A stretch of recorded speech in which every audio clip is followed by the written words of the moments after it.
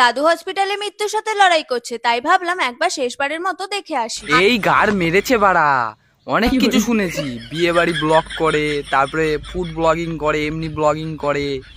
এই বাড়া দাদু বাড়া হসপিটালে মৃত্যুর সাথে ফাইট করছে, আর এই বাড়া ব্লগ বানাচ্ছে। कौन है ये लोग? আসলে বেশ কিছুদিন ধরে দাদু অসুস্থ থাকায় দাদুকে হসপিটালে ভর্তি করতে হয়েছে। ও তার জন্য হয়তো মুখে কুত্তার গু মেখে যাচ্ছিস, দাদু যেন গন্ধ শুকে যেন আবার বাড়ি চলে আসে, তাই না?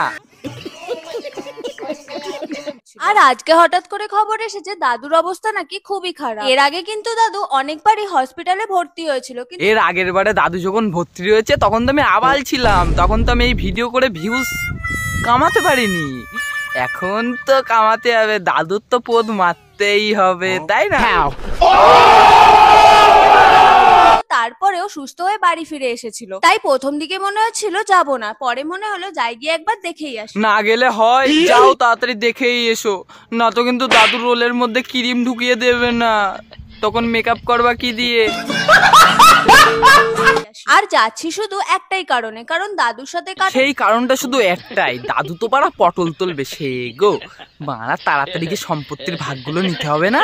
रे बाबा उठा ले, मेरे को नहीं रे, इन दोनों को उठा। কাটানো ছোটবেলার অনেক ঘটনা আছে, তবে একটা মজার বিষয় কি জানো তো, এই দাদুই কিন্তু ছোটবেলায় আমাকে বিয়ে করতে চাইতো। আর বুঝতে পেরেছো তো, বললাম না রোলের মধ্যে ক্রিম ঢুকাই দেবে না।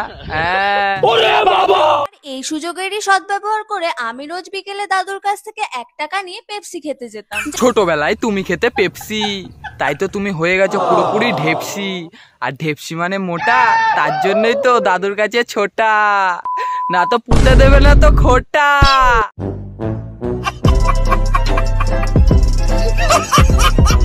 তো হে গাইস, আজকের ভিডিও এইটুকুই ছিল, দেখা হবে নেক্সট ভিডিওতে।